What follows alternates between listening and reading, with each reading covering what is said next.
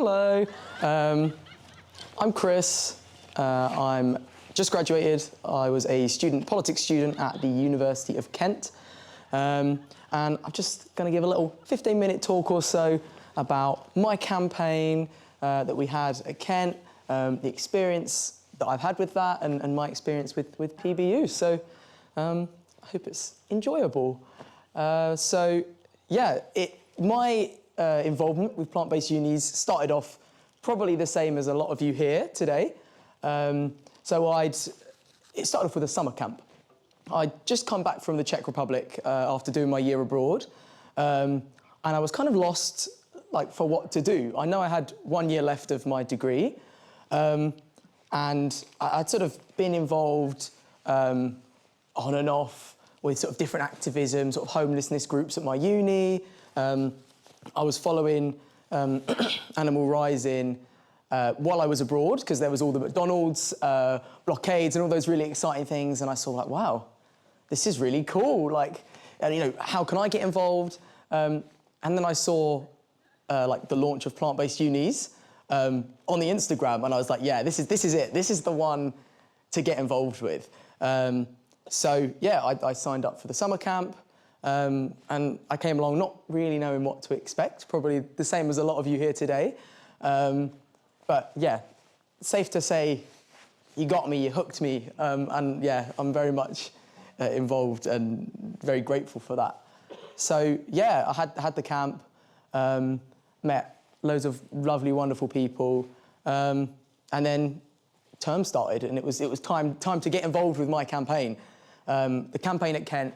So, for context, the University of Kent is a very unpolitical university, shall we say.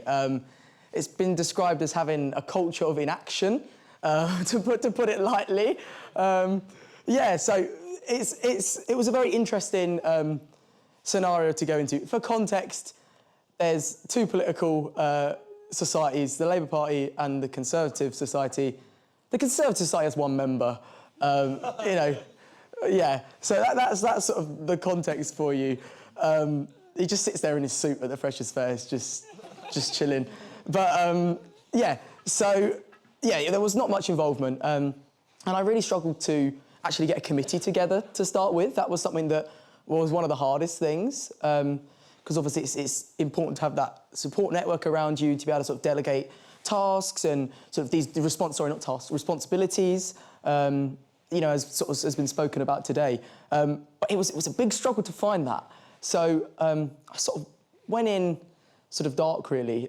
We managed to find one or two loosely involved committee members, and we went along to the Freshers' Fair. And as has been said today, the Freshers' Fair is a really great place to get, commitment. And I think we got, 150 to 200 sign-ups just in 8 hours over 2 days. So I think that sort of highlights the importance of Freshers' Fairs. It's really, it's a great opportunity to just really put some effort in and get those. That's essentially 200 votes that we already sort of kind of got in the bag before we'd even put our motion forward. So the way it works at my uni is that there is a policy motion platform. So you can submit a policy motion. You need, I think it's 400 votes to get it through, 50 to get it discussed in the student parliament. So that was our plan. That was our big plan. We'd gone in, we'd got these sign-ups, and we were going to work towards that goal of a motion. So we were sort of thinking about how do we get involvement? What do we do to really sort of get the attention of students and the student union? So we hosted the Plant-Based Universities panel, why we need a plant-based university. So that had medical doctors, it had activists from Viva, and Alfie came along, myself was there, and there was a couple of us. And it was a really great way to establish the foundations for the campaign at Kent, to answer any queries people had around medical concerns, to answer any queries people had about the economic viability, all that kind of thing. It really established a strong foundation for the rest of our campaign. So that's definitely, panels and stuff like that are really a great way to get that involvement and really get some publicity around, and we could promote it in the student newspaper, all that kind of fun stuff. So yeah, we went with that, and then we coincided that with the, we planned that to coincide with the launch of our policy motion. So we wrote up a policy motion, and we sent it to Kent Union, and they uploaded it to their platform, and we had 3 weeks to get votes for that. But we were stupid, and we did it 2 weeks before the Christmas holidays, so we only had 2 weeks to do it. So yeah, that was that, and that was what we were going to do. So the next, stage of that campaign was to get the votes. This was really sort of, that call to arms, the action phase. So yeah, we were out there every day, like a couple hours a day. We were just like, there's so many different tactics you can use at different universities. I'm sure those of you who are at your unis know sort of the hubs of community that you've got. Those of you that will start soon, will be able to, very soon find out where students hang out. Where can you easily catch people where they can't run away? So yeah, we found that place for us was our library. So we went through over these 2 weeks to our library, across campus as well, to be fair. Lots of outreach across different parts of campus, all over. And we just went and spoke to people, and we said, hello, do you care about climate change? And most people's answer is, yes, we do. And then they were like, okay, well, do you have a minute of your time? And we spoke to them, and we said, look, we're here with the Plant-Based Universities campaign. We're trying to create a transition to fully plant-based catering system because, we briefly explained the science. And I think a lot of people were on board because it didn't require much effort. We explained to them all it really required was them logging on to their student union login with their university email and clicking yes. And that was it. That was all it took for them to create this change. And in that way, plant-based unis is such an amazing tool to empower students, because I think a lot of students do care about the climate, and they're worried about climate change, but they don't necessarily have the time or the knowledge or the energy or just even know how to affect positive change. So plant-based unis is really amazing in that sense, because with a click of a button, with a sign of a signature, you can really mobilise these hundreds of people in favour of a plant-based food system. And that's what happened at Kent. We got 467 votes, highest vote in Kent Union history. I'm quite proud of that. For sort of the team that I was working with to do that was not particularly large. As I said, it was myself and 2 others with varying levels of sort of involvement, because everyone's busy and it's sort of very understandable. So that's something that, don't be worried if you have only got a small committee, if you've only got a small group, because, at Kent, there was only 3 of us with varying levels of involvement, and we still managed to sort of pass a policy motion. So yeah, if you're worried about that, don't be. It's if you've got the commitment to it, then, you'll be able to make change happen in whatever form. So yeah, that was only the first part. You'd have hoped once we got our policy motion through, plain sailing from there, but unfortunately not. So Kent Union met with us after about, I think it was a month and a half of just keeping us waiting. As I think, I can't remember which talk it was, but someone today said about bureaucracy and hiding behind that bureaucracy of institutions, and it's so true. That's exactly what Student Union did. So what happened was they said, oh, we've got some concerns. And these 3 concerns, which are probably ones that you and your campaigns will come across, were medical concerns, financial concerns, and I can't remember the other one now. I want to say inclusivity. It was all those kind of things along those lines, and it was Oh, democratic was the other one. With the highest vote in Kent Union history, they claimed it wasn't democratic, which is an interesting take. But yeah, so we had this platform, and they said they wanted to take it back to the Student Union Parliament to discuss these concerns, and we were very open to that. We knew, it wouldn't be plain sailing. There's no social change ever is, right? So yeah, we took it back to the Student Union, to the Parliament, and discussed it. Took it to the Board of Trustees and discussed it. There was talked over these concerns. So the medical professional, Dr. Layla, that we had come and speak at the panel, she offered to kindly come back in and chat at the board. We put together this big document with all the democratic, financial, medical, all these concerns and the context with which they were happening at the university. And we just emailed it to them, like, look, here's all the information you need to know. Like, you're probably not going to read it, but please try and read it before the board meeting. So that was sort of the way we prepared for this sort of debate. It wasn't a debate, this discussion between ourselves at plant-based unis and the Student Union. And we made sure to frame it in a way that wasn't oppositional, because these oppositional debates, with one side and another, like, it's not effective in that sense. We both, we understood that we both had the goal of, making the university more sustainable, and I think it's, Kent Union genuinely did really care about that. I think there's various pressures at universities, and as was also said today, the transition to a plant-based food system isn't necessarily on the top of people's knowledge or agenda, and it was sort of, shifting the Overton window. So we had this discussion, and we made sure to frame it that, we both wanted to, halt climate change. We both wanted to work towards reducing the university's emissions, and we both cared about, both organisations cared about the students and concerns around economic viability.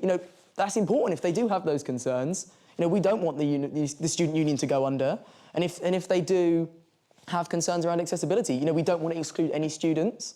So we made sure to highlight to them that we had got this sort of knowledge, we had got this research, and it was economically viable, and it was inclusive and totally medically sort of accessible. And we did that through various online resources and plant-based health professionals and various other resources that plant-based unis could provide as sort of a national group. So that's definitely some advice I would give to you. Utilise these really amazing resources and connections that plant-based universities has. It's connection to plant-based health professionals.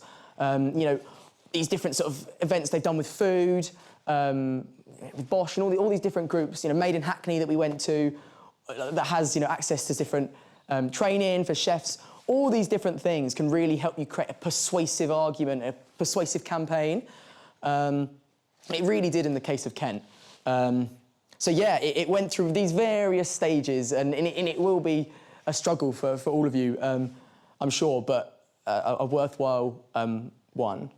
And yeah, at the end of it, through these various discussions, through this dialogue that we kept going, and fostering that, even if we didn't agree on what they wanted from the motion, we kept this positive relationship up with Kent Union, and it ended up in some very sort of positive dialogue, and ended up in getting our motion passed. So our motion was originally it called for a transition to fully just and sustainable transition to a fully plant-based catering system by 2022, 2023, 2024 academic year, I think it was. That was sort of based off the back of Stirling's one, because Stirling had just had that win, or the 50% and then the 100%. And that was, by the time Kent Union had done all their discussions and all their stuff, it was that sort of time frame had passed. So with various dialogue and various things, we ended up with a policy motion that Kent Union would commit to making that transition. They didn't give a date, but that's something we're going to be working on next academic year. And they also committed to lobby the university-run catering facilities, which is like 90% of the catering at the University of Kent. So they committed to lobby those catering facilities to go 100% plant-based by 2027, 2028, which is something that we're all very proud of, very, very pleased about. So yeah, that's where we are now, you know, from that start with no committee, not knowing what I was doing, not knowing what we were doing, you know, through that having to push through all those votes with only a couple of us every day out there for hours, and then, you know, move into the dialogue and then having this win. Not necessarily the win we were after originally, but it is still this amazing commitment to this transition. So yeah, that's that journey that I've been on. And some exciting things that we've got planned are stuff like sit-ins. We've sort of spoken to the student union about this. We want to keep this positive relationship up. You know, we've said to them, look, we are going to be probably doing some non-violent direct action. You know, we want to hold you to sort of, we want to make sure that we can work together on creating this positive change that we've both sort of agreed to commit to. So we've got some exciting stuff going up, stuff like utilising the National Student Survey to really, because that's what university schools care about, right? Their ratings and how much money they get coming in. And the National Student Survey is a really great way for them to gauge that and really does affect, it's something they worry about a lot. So we're going to be utilising that to try and get some more change within schools, which is quite exciting. So yeah, that's been my journey, and I think it's been difficult at times. It's been exciting at times. As you know, I'm sure you know Alfie found with UCL, like and all of you have found with all your campaigns so far. But I think the one thing that's like made it so, like the one thing that's kept me going the whole way through is this amazing community that I've met, you know, at the summer camp last year. Like, there's so many people I see around here that like I can really sort of call my best friends. You know, people I'm really close to, and people I've met, you know, this camp that, you know, that seems so wonderful. You know, passionate people, you know, committed people who really want to create this positive change to the environment. And I'd say that's like one thing, you know, to hold on to throughout this sort of journey with your campaigns. You know, utilise these connections you've got with people, you know, whether it's for emotional support, whether it's because you just like hanging out with people, you know, for whatever, like, hold on to these connections and like this national campaign that we've got going across all these unis, it's incredible. Yeah, and I'm sure you've all seen that, you know, over this camp. So yeah, I wish you luck in all your campaigns. And yeah, if you want to talk to me about any of the things that I've spoken about, any sort of actions that we might have planned for the future, how we dealt with press, stuff like that. Any more of the specifics that I've spoken about, definitely come say hi and ask me. I'll be happy to chat about that or rant about Kent Union. So yeah.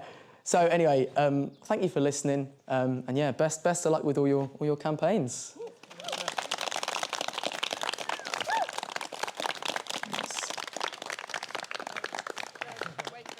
Oh, there's more questions. Oh, yeah, we can do questions now. Yeah, sure.